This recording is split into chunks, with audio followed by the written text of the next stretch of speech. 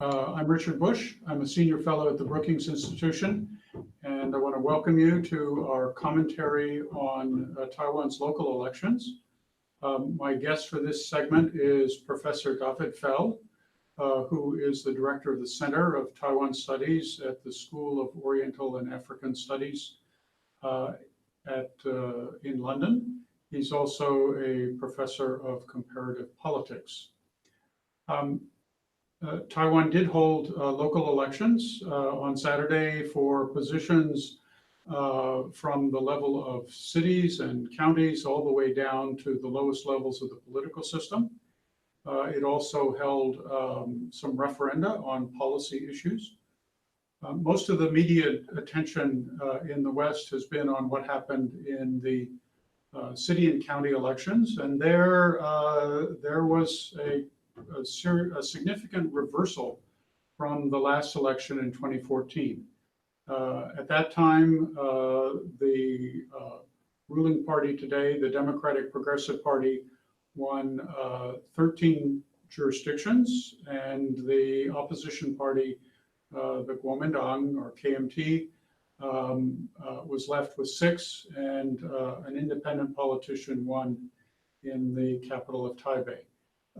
This time, the result was exactly the reverse. The KMT won 13, the DPP won 6, and the independent in Taipei won re-election. Now, I think these local elections wouldn't mean much for anybody in the United States or in Europe if it weren't for the China factor. And to put it simply, the Chinese government much prefers the Kuomintang, the KMT, the current opposition party, to the Democratic Progressive Party, the DPP. So the word out of China since the election has been positive. They see a trend going in their way. Whether they are correctly analyzing the results of the election for their interests is another question, which we'll get to in time. But again, I'm happy to welcome Professor Fell and pose some questions to him. Dafydd, if we could start, what are the 2 or 3 things do you think people need to understand about this set of elections? Well, I think there are a couple of things that really stand out for me. I think firstly, one you've touched upon, and that's the KMT's recovery. I'd written some predictions about 6 months ago, and I was predicting a kind of a modest KMT recovery, maybe 2 or 3 mayoral seats would be changing hands, but nothing like what we saw here. So I think I got the scale of the KMT's recovery wrong. So I think that was the first thing that stood out for me in this election. The second thing, I think, was the referendums. Having 10 referendums on the same day as all these local elections, I think that's quite something quite historic. And of course, we can, on each of these points, we can probably come back to them. But it meant that there was much more discussion of social and policy issues than you normally get in a local election. So it made it more like a national election. And the third thing that, and final thing that really stood out for me was the fact that for the first time, we actually saw non-mainstream politicians getting into local government, or at least local councils. So in the past, the small party candidates that had got into city councils or county councils had always been from defectors from the mainstream parties. So this means that we've got representatives of civil society in these councils in quite historic numbers. They're not going to change the balance of power, but they should change the issue agenda a little bit. So those are the 3 things that I wanted to kind of start off with, and I think we can always come back to some of those later. Okay, I think it's worth noting that city councils are the training ground for higher level politicians in Taiwan.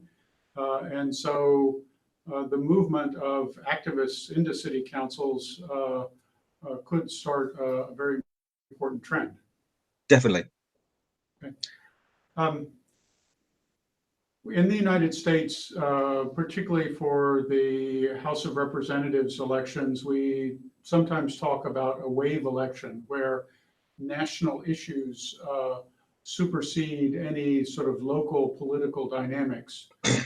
In terms of the city and county elections, do you think that this was going on, or was each election a separate contest? Yeah, I mean, I think it's really interesting. I think there's a lot of variation in what's been going on in 2018. So, I mean, firstly, there's been a national wave against the KMT. Against the DUP, and the DUP has suffered from that. So, for example, in some locations where the DUP was the incumbent party, you would expect them to have actually held on to power, but they've been undermined by that national wave. So places like the third biggest city in Taichung, in Kaohsiung, the second largest city. I think that's there. The DPP has been a victim of this, the DPP's unpopularity. But in other places where traditionally the DPP have been quite weak, strong DPP candidates had actually strengthened their position. Places like Geelong, Taoyuan, and Hsinchu. So for me, that was quite interesting. How some DPP mayors were immune to this wave. The other thing I would note in terms of the wave is that it seemed to me that it's much more the DP losing this time than the KMT winning. My impression was that KMT ran a pretty poor campaign. The KMT chairman was not particularly visible in the campaign, and he made some campaign mistakes. So in a way, it reminded me a little bit of 2014, where to a large extent the KMT lost, but the DPP didn't particularly win. In other words, they didn't do anything particularly special in that campaign. So the KMT looks like it's recovered, but I think we also have to be cautious there in giving the KMT much credit. So I think it's really kind of ridden on this kind of anti-Thai, anti-DPP wave. There's it seemed to me that a lot of the people that were supporting Thai back in 2016 have either not voted or some, I guess, would have switched sides. But clearly there's a lot of dissatisfaction in the DPP camp. One explanation for the KMT's severe defeat in 2016 is that a lot of traditional KMT supporters just stayed home or voted for somebody else. Do you think that they returned to their roots for this election? That's the impression that I've been getting from campaign rally reports, that a lot of traditional KMT supporters are feeling reinvigorated. If you look at some of the rally clips and interviews of participants in the rallies, I think that's definitely the case.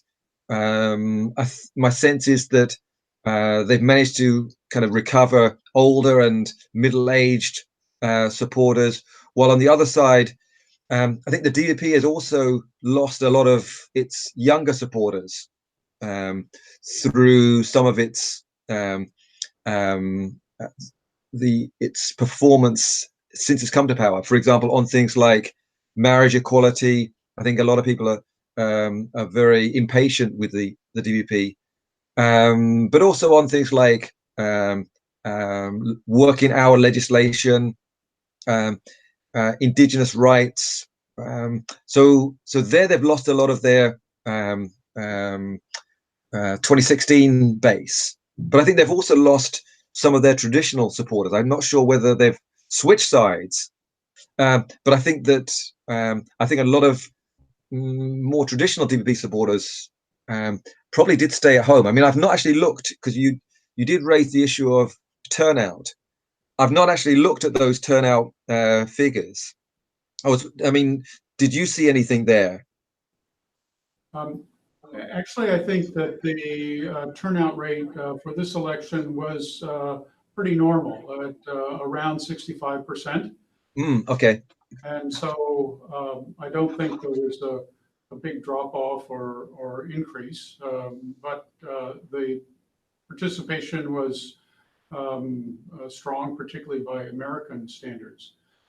Could you say a little bit about the referenda, at least on some issues like energy policy and same-sex marriage? It seemed that conservative forces were able to use referenda to challenge or resist the policy direction of the DPP government.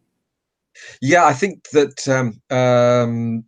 this is one of the interesting things about this referendum, this election, the fact that you have 10 referendums, and that means you have something like 50 televised debates, which is really unheard of.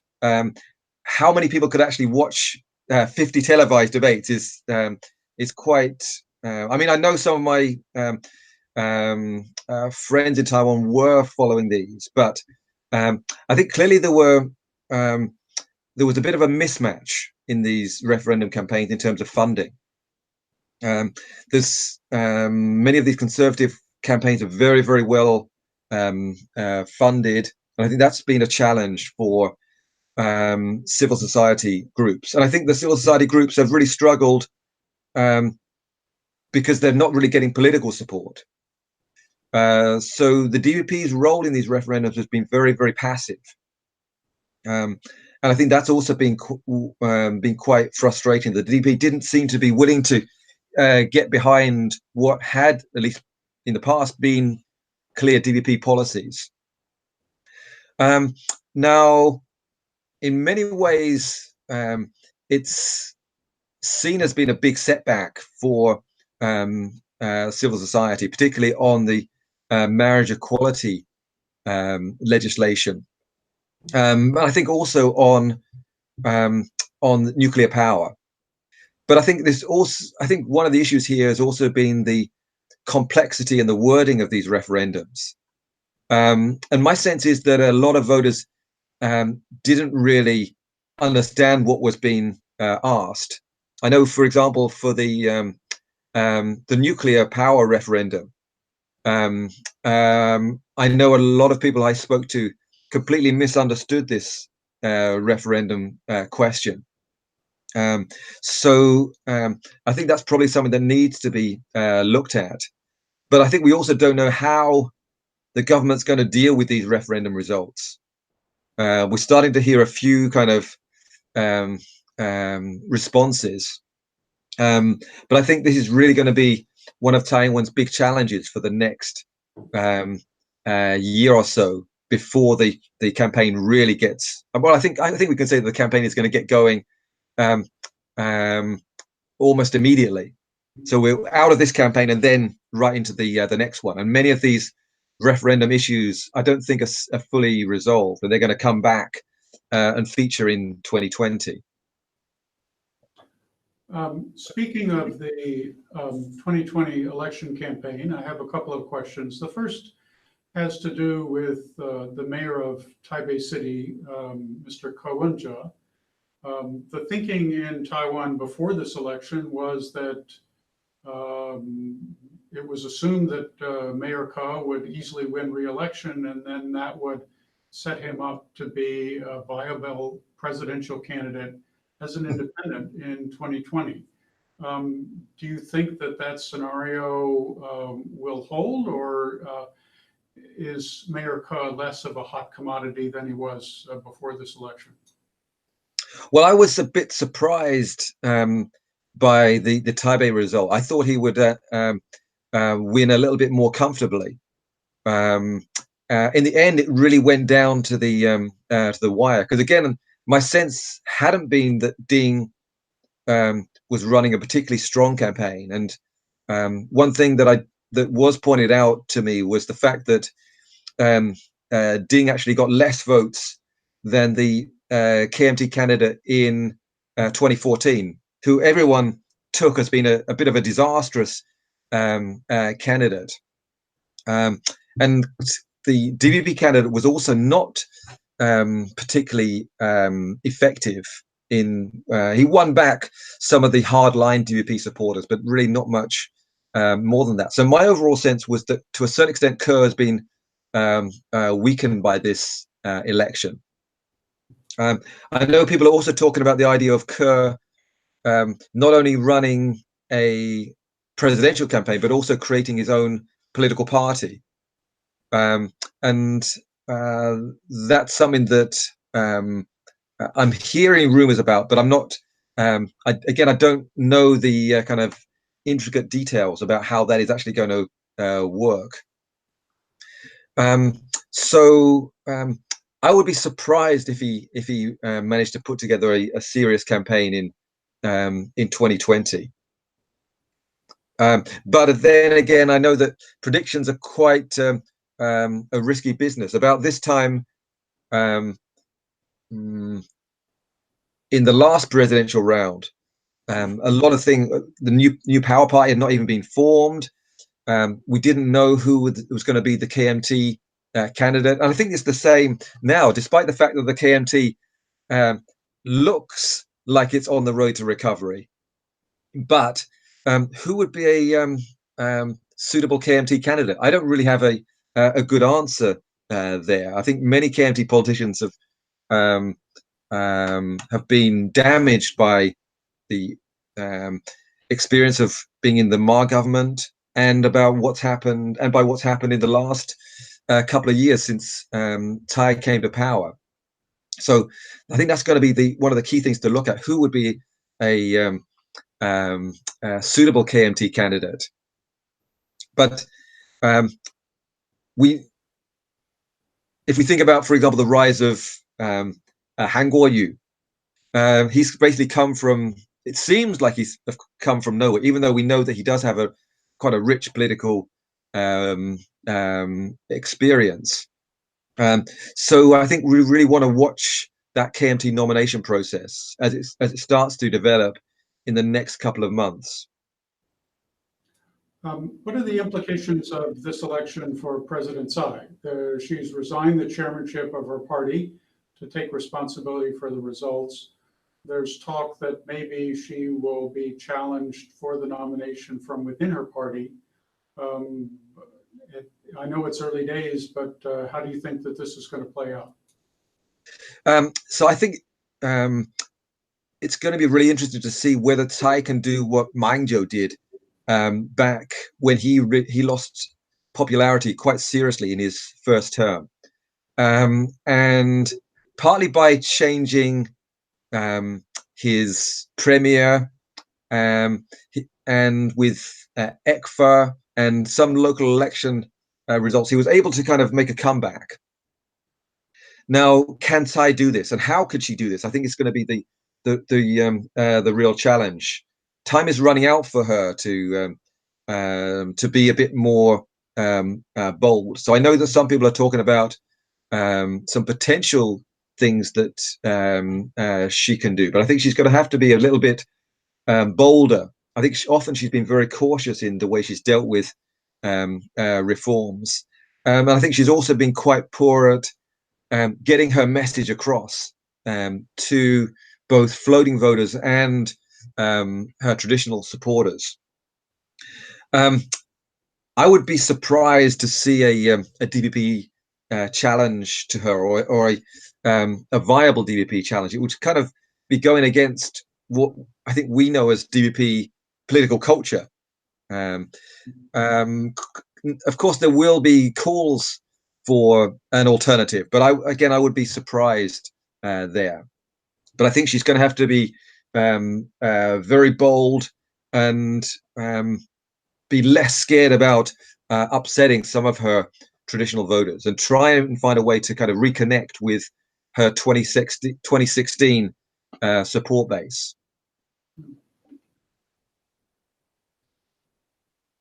Perhaps one other thing I would add is that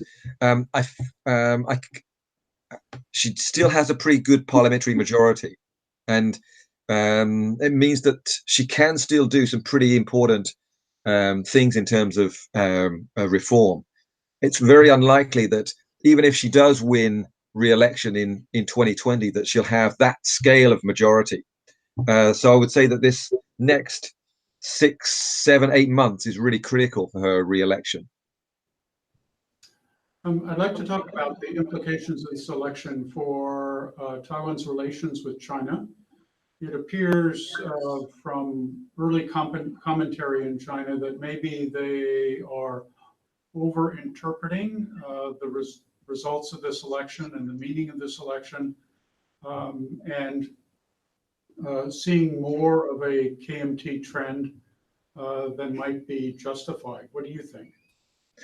Yes, I've also picked up on that kind of triumphal PRC responses, but I think we would expect that, particularly when so much of what goes on in Taiwan is viewed through that kind of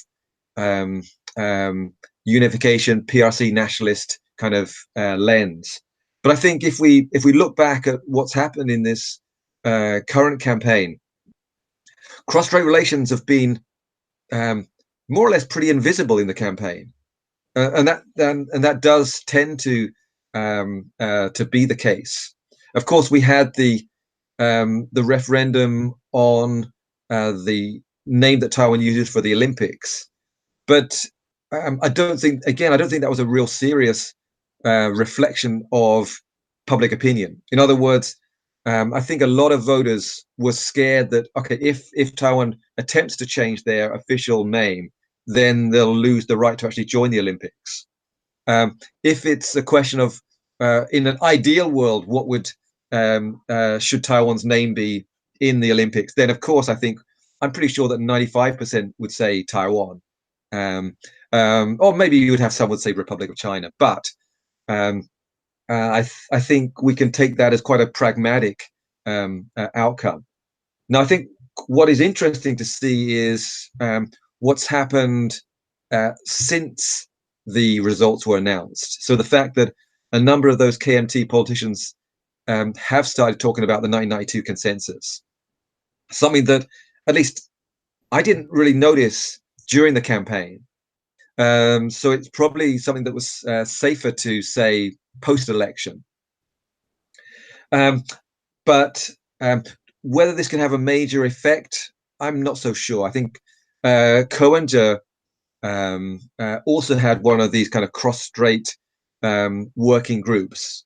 But again, I didn't see it having a kind of huge effect, because I think that we shouldn't really exaggerate what local government can do when it comes to cross-strait relations. I think even though it wasn't particularly salient in this election, I think it's going to be really interesting to see how the main parties deal with this issue as we move into the 2020 campaign. So, and I think it's going to be challenging, equally challenging for both parties, maybe even more challenging for the KMT, because as a KMT candidate, are you going to go back to the Minjo style cross-strait relations that, to a certain extent, resulted in defeat in 2016? Or do you go for something even more preferred by the PRC, something like the Hongshouju model, which we know is very unpopular with voters, but would be much more pleasing for the PRC. I would expect the DUP to actually be quite consistent. I find it hard to imagine the DUP having any very radical shifts in their stance when it comes to relations with China. So all in all, I think we should definitely be cautious about the PRC interpretation. I mean, one other thing that struck me in this campaign was the fact that the pro-PRC or openly pro-PRC politicians were pretty absent in this campaign. If we compare this to 2016, where the Unification Promotion Party spent a huge amount of money on their campaign. While I think they only had a handful of candidates in this election, and even the new party, their number of candidates in 2018 was half the number they had in 2014. So I'm quite doubtful about this kind of PRC style unification nationalism model in Taiwan's electoral market. I don't think that's changed, despite the unpopularity of the Thai government. In conclusion, I wonder if you would talk a little bit about the significance of this election for our broader understanding of Taiwan's democratic system. Does this show the strength of the system or the weakness of the system? Well, I think the fact that Taiwanese voters on one day could vote for something like 4 or 5 different offices, plus the 10 referendums, and okay, there were some problems in the voting, but I still think it was quite an achievement to manage this without anything too chaotic. Although I know that some people were complaining about having to wait a long time, because I think Taiwanese are just so used to such an efficient voting organization. So I think that was an achievement. I think there were a number of other things that I think were quite impressive when we think about the development of Taiwan's democracy. One of them, I think, is the recovery of the KMT. People have been writing off the KMT in 2016, and although it's not performed particularly well in terms of the campaign, we can see that organizationally, it and its networks have actually stayed strong. And so I think the fact that we have 2 institutionalized parties, quite distinct from the patterns that we're seeing in a lot of other Asian or new democracies, I think is something worth pointing out in terms of the quality of Taiwan's democracy. And I would say, and I think this is something that I mentioned at the start of our discussion, the fact that we do actually have alternative voices getting into the local city and county councils, I think again is important.